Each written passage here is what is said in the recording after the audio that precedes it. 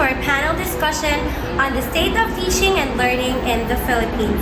Today, we are focusing on an important issue highlighted by a recent World Bank study, learning poverty in the Philippines and its link to poor teaching quality.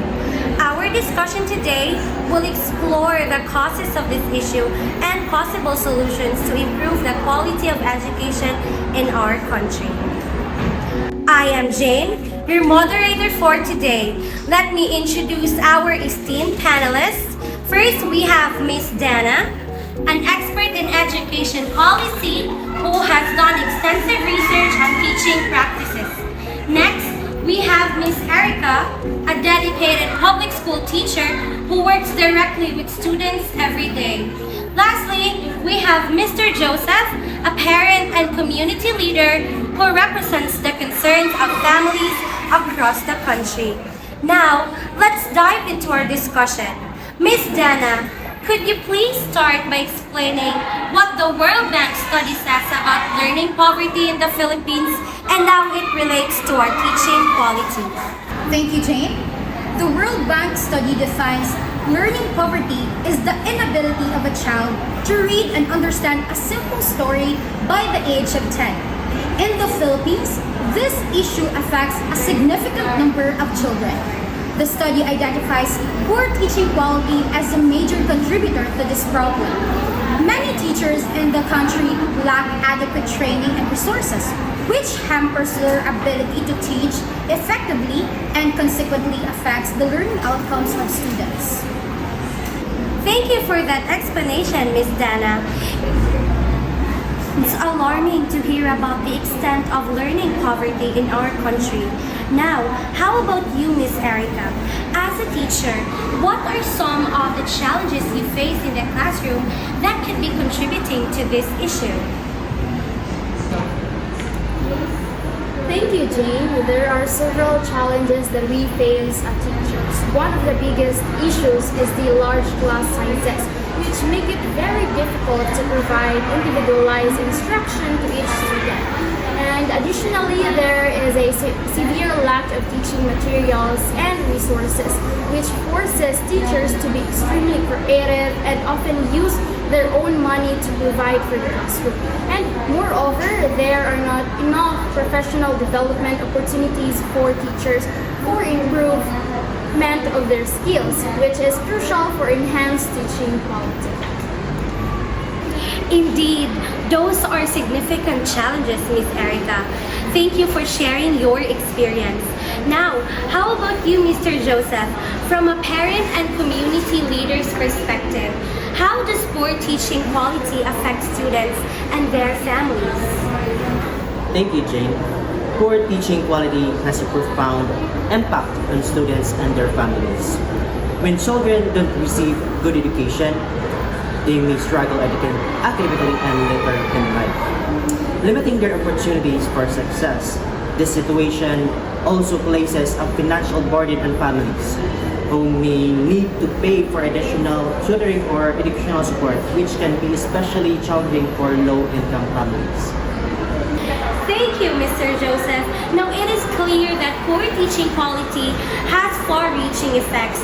Now, let's talk about potential solutions. Ms. Dana, what can the government do to improve quality and reduce learning poverty? That's a great question, Jane. The government can take several steps to address this issue. First, increasing investment in teaching programs is crucial. Teachers need ongoing professional development to improve their skills and adapt to new teaching methods. Additionally, providing schools with adequate resources and materials is essential. Another solution is to reduce class sizes to enable teachers to give more personalized attention to each student. Finally, creating a supportive environment for teachers with regular evaluations and feedback that can improve their teaching quality over time. Those are some practical suggestions, Ms. Dana. Now, how about you, Ms. Erica? Based on your experience, what strategies have you implemented in your classroom to deal with these challenges? Thank you, Jane. In my classroom, I try to use a variety of teaching methods to cater to different learning styles. For example, I incorporate group work and peer learning to encourage collaboration among students. This is not only helps them learn from each other but also fosters a supportive learning environment. I also try to establish strong relationships with my students to understand their individual needs better. While these strategies don't solve all the problems, they help create a more engaging and inclusive learning experience.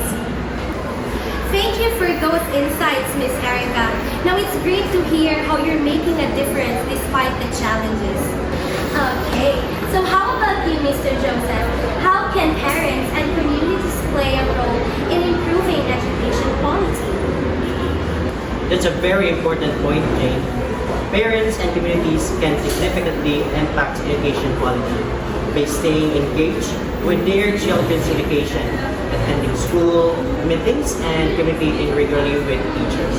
Parents can better understand the needs and progress of their children.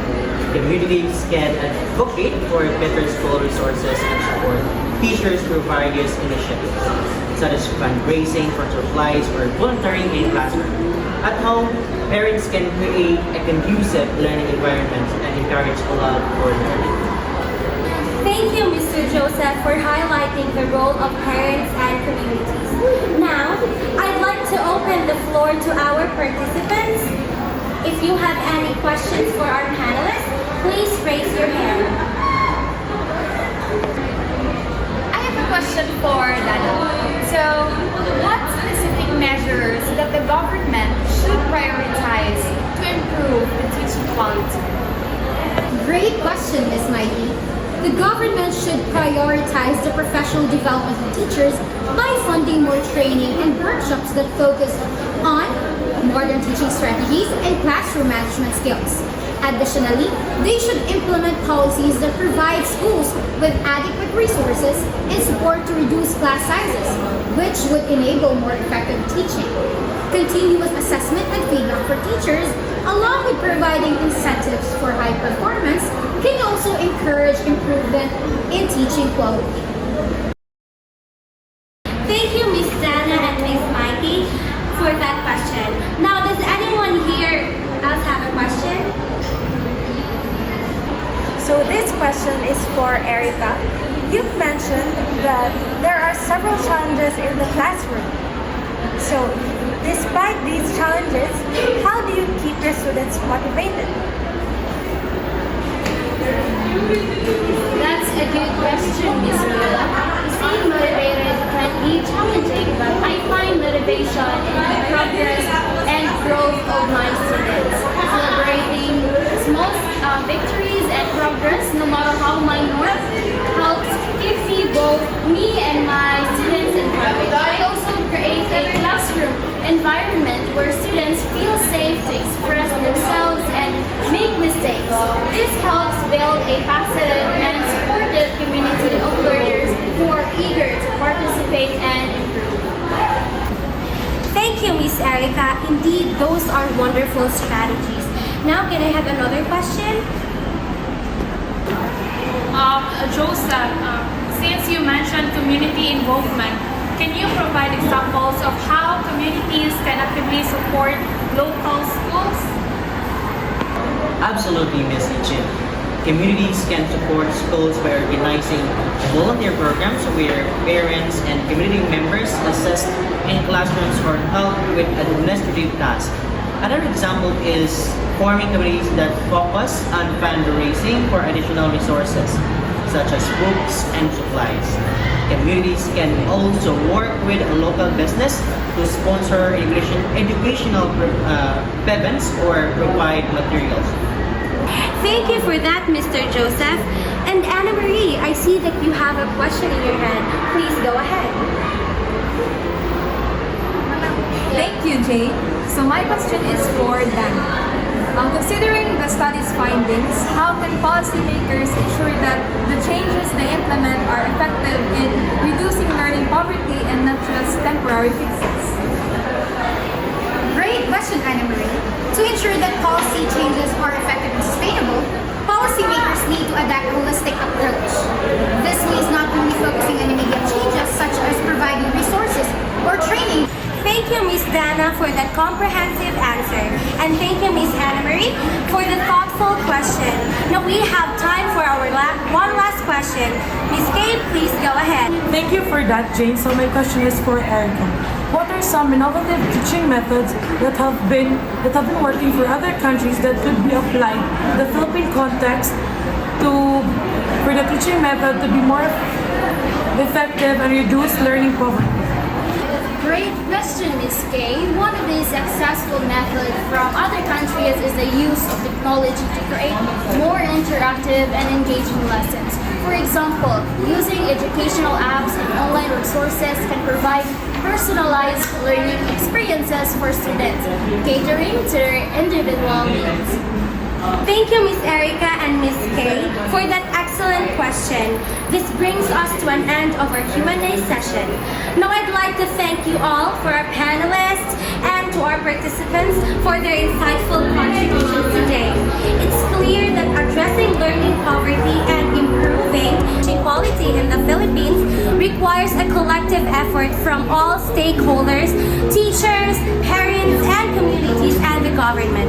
Now by working together, we can ensure every child receives a quality education. Now thank you everyone and see you soon.